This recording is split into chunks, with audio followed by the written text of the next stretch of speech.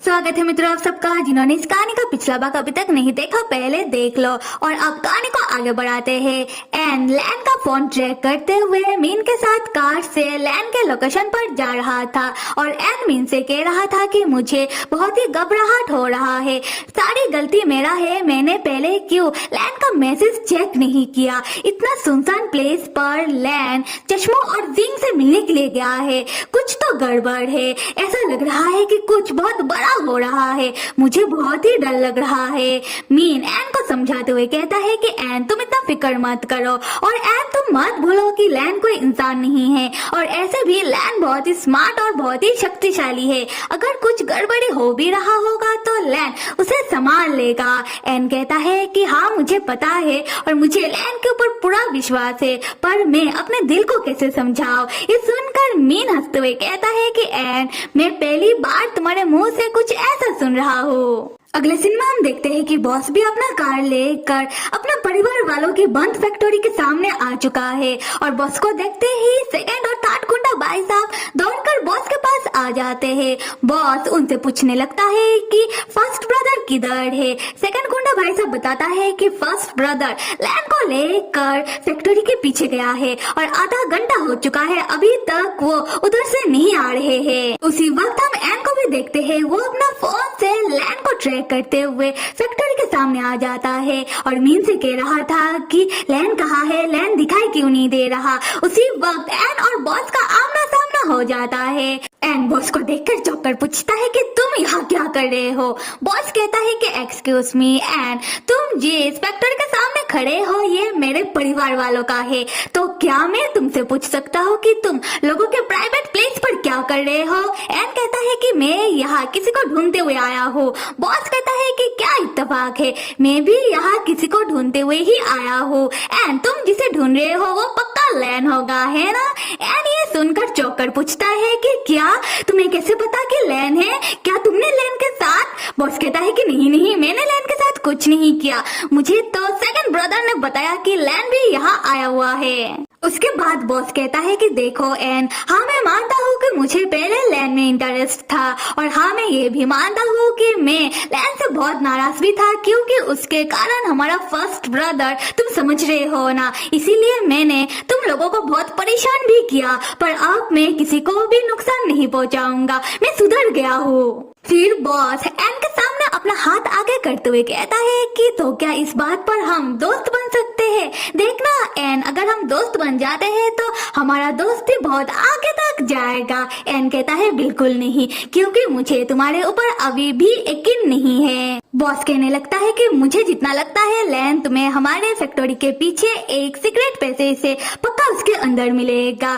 तो अब तो हम दोस्त बन सकते हैं। एन तो बिना कुछ कहे फैक्ट्री के पीछे जाने लगता है और मीन भी तब एन के पीछे पीछे जाते हुए गुस्से में बॉस की ओर देखता है। बॉस तब अपना हाथ से हार्ट शेप बनाकर मीन को दिखाता है, जो देखकर मीन लाइक मूड खराब कर दिया इस लड़के ने। खैर हम एन को देखते हैं, वो फैक्ट्री के पीछे आने के बाद उसे पैसे मिल जाता है, जो देखकर एन चौंक कर कहता है कि ये तो सीक्रेट पैसे है और इसका दरवाजा तो खुला हुआ है, इसका मतलब लैन इसके अंदर गया है। उसके बाद एन बिना कुछ सोचे समझे पैसे इसके अंदर कूदने लगता है।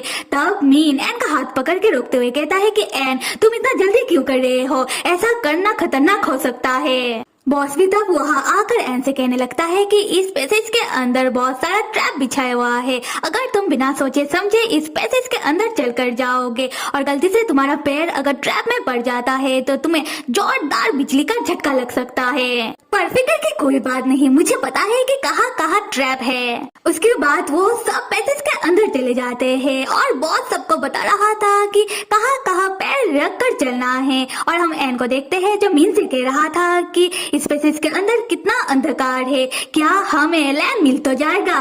उसी वक्त सबको किसी का तेजी से दौड़कर आने का आवाज सुनाई देने लगता है और सब एक जगह रुक जाते हैं। तब एन देखता है कि सामने से लैन तेजी से दौड़कर आ रहा था, अपने पीठ में जिंग को उठाकर और उसके साथ चश्मू भी था। लैन को अपने आंखों के सामने देखकर एन के जान में जान आता है और लैन एन को देखकर रुक जाता है और नीचे बैठकर जिंग को अपने पेट से उतारता है। तब हम देखते हैं कि जिंग तो अभी भी बेहोश है और लैन को देखकर लग रहा है कि वो बहुत ही थका हुआ है। तब एन देखता है कि लैन के नाक से मुंह से खून निकल रहा है। ये देखकर एन लैन से पूछने लगता है कि तुम लोगों के साथ क्या हुआ है? लैन, क्या तुम ठीक हो? लैन एन से कहता है कि तुम लोग यहाँ क्या कर रहे हो? जल्दी से भागो यहाँ से, वो लोग किसी भी वक्त यहाँ आ जाएंगे। एन पूछता है कि लैन, तुम किसके बारे में बात कर रहे हो?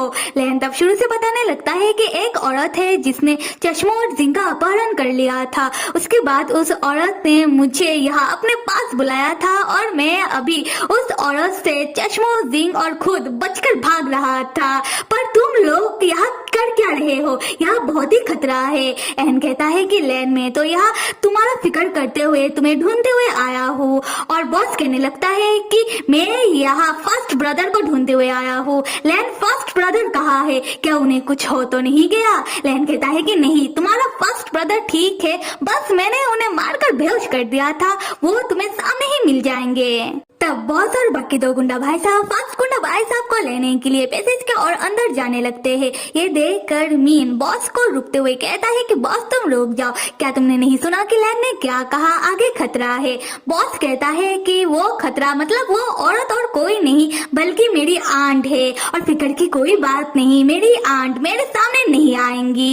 ये सुनकर एन चौंक कर कहता है कि क्या तुम्हारी आंट? तब चश्मू भी कहने लगता है कि इसीलिए वो औरत मुझे इतना जानी पहचानी लग रही थी क्योंकि बॉस के आंट भी एक बिजनेस वोमैन है। उसके बाद चश्मू सबको बताने लगता है कि आज मैं मेरे डैड के साथ एक डिनर पार्टी में जाने वाला था, पर मेरे डैड जैसे ही देखेंगे कि मैं नहीं आया तब मेरे डैड मुझे ढूंढने के लिए लोगों को भेज देंगे और वो लोग कुछ ही देर में यहाँ जरूर आ जाएंगे। फिर सब पैसे से निकलने लगते हैं और बॉस और बाकी दो गुंडा भाई साहब बेहोश फर्स्ट गुंडा भाई साहब को उठाकर वो लोग भी पैसे से बाहर आने लगते हैं। तब सेकंड गुंडा भाई साहब बॉस से पूछ रहा था कि बॉस अब आगे क्या होगा? बॉस कहता है कि चिंता की कोई बात नहीं क्योंकि वो बुढ़ा मतलब मेरा ग्रैंडफादर, उनका उम्र हो चुका है, वो बहुत जल्दी ही गुजरने वाले हैं। और अगर मैं मेरी आंट की बात करूँ तो वो औरत बहुत ही ढीठ है, वो औरत इतनी जल्दी हार नहीं मानेंगी, वो पक्का बहुत बड़ा धमाके के साथ वापस आएंगी। खैर जैसे ही सबके सब पैसे से बाहर निकलते हैं उसी वक्त फैक्ट्री के सामने एक बहुत बड़ा आलीशान ब्लैक कलर का कार आकर रुकता है जिससे बहुत सारे बॉडीगार्ड और चश्मों का बटलर बाहर निकलता है। चश्मों का बटलर चश्मों से पूछता है कि यंग मास्टर आपका ऐसा हालत कैसे हो गया, क्या आप ठीक हो? चश्मों कहता है कि हाँ मैं ठीक हूँ। तब हम एन, लैन और मीन को देखते हैं। चश्मों का इतना आलीशान कार देखकर उन तीनों की आंखें फटी की फटी रह जाती है और वो तीनों एक साथ सोचते हैं कि काश हमारे पास भी ऐसा ही कोई कार होता। तब चश्मो अपने बटलर से कह रहा था कि हमें अभी हॉस्पिटल लेकर चलो, जिंग अभी भी बेहोश है। उसके बाद चश्मो लैन से भी कहता है कि वो भी उन लोगों के साथ हॉस्पिटल चले। तब बॉस को तो पता ही है कि लैन एक ज़ॉम्बी है, अगर लैन हॉस्पिटल जाएगा तो सबको पता चल जाएगा लैन का सच्चाई। तो बॉस चश्मो को मना करते हुए कहता है लैन के दोस्त तुम एक काम करो कि तुम अपनी दोस्त को लेकर जल्दी अपने कार से हॉस्पिटल जाओ क्योंकि वो अभी भी बेहोश है।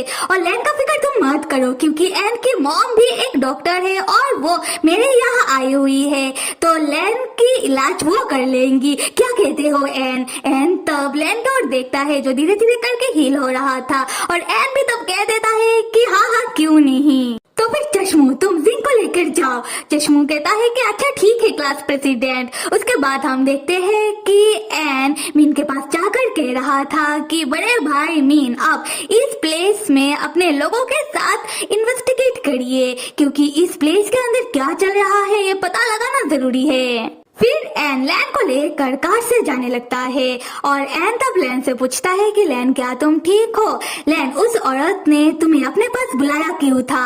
और यहाँ पर लैन याद करने लगता है कि जब बॉस की आंट ने अपना बंदूक लैन के सामने पकड़ लिया था तब बॉस की आंट लैन से कह रही थी लैन यहाँ पर जितने भी ज़ॉम्बी है वो सारे के सारे बहुत ही कमजोर है, पर तुम सबसे अलग हो। तुम ताकत से और शरीर से ज़ोंबी की तरह हो और दिमाग से इंसानों की तरह। तुम्हारा सोच इंसानों की तरह है। लैन, तुम कितने खास हो ये तुम्हें अभी तक नहीं पता। तो लैन, तुम इंसान बनने का जिद छोड़ दो। तुम्हें इंसान बनने की कोई जरूरत नहीं है। लैन, तुम मेरी साइड हो जाओ, तब तुम इमॉर्टल हो जाओगे, तुम्हें अमरता मिल जाएगा।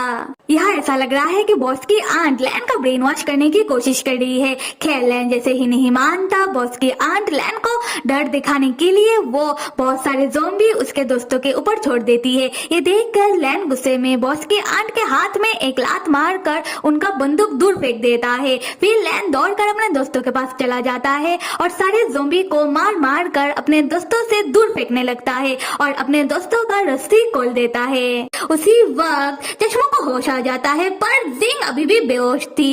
तब लैन जिंग को अपने पीठ में उठाकर और चश्मों के साथ वहां से भाग निकलता है और दरवाजे को बाहर से बंद कर देता है। यहाँ हम देखते हैं कि लैन ये सारी बातों को याद करते हुए एन को बताते हुए कह रहा था कि उस औरत ने लैन को बताया कि लैन अमर हो सकता है। एन लैन से पूछता है कि क्या उस औरत को नहीं पता कि लैन का हालत दिन ब दिन बिगड़ रहा है, और क्या उस औरत ने बताया कि लैन को अमर होने के लिए क्या करना होगा। लैन कहता है कि मुझे नहीं पता। खैर, उसके बाद हम देखते हैं कि बॉस एन और लैन को अपने परिवार के लैब लेकर आया है, और जहाँ आकर लैन लैब के अंदर एक उल्फ का फोटो देखता है, जो देखने के बाद लैन थोड़ा देर के लिए चौंक जाता है। उसके बाद लैन लैब में इधर उधर देखने लगता है और यहाँ लैन को धुंधली धुंधली वो यादें याद आने लगता है कि लैन ज़ॉम्बी बना कैसे था। तो फिर मेरे प्यारे मित्रों, मैं इस कहानी का बाकी भाग भी जल्दी ही अपलोड कर दूंगी, और आप सब थोड़ा मुझे मोटिवेट करो, कमेंट करो, लाइक करो, सब्सक्राइब करो। Till then stay with me and see you.